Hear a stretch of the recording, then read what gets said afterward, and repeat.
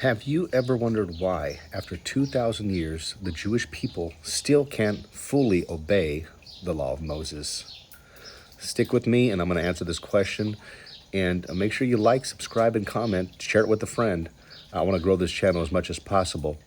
I have a full-time job, but this is what I love to do, and I'm willing to do it full-time, God willing.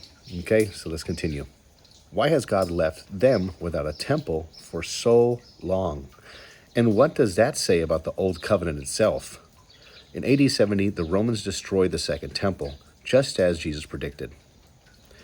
For centuries before that, faithful Jews offered sacrifices there every single day. But without the temple, those commands become impossible.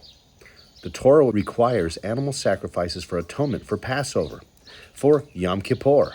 No temple, no altar, no lawful way to obey the law of Moses.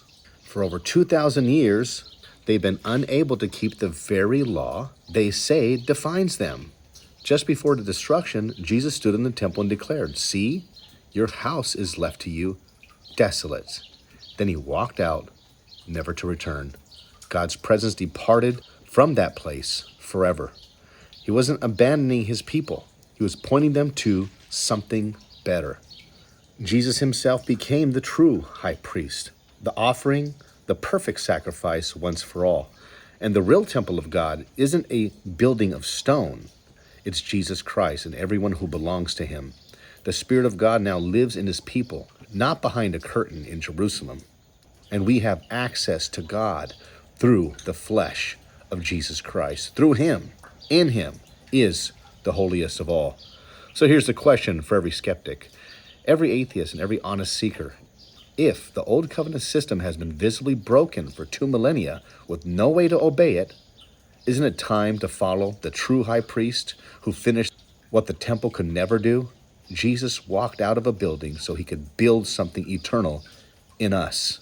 What do you think? Is the evidence staring us in the face all this time?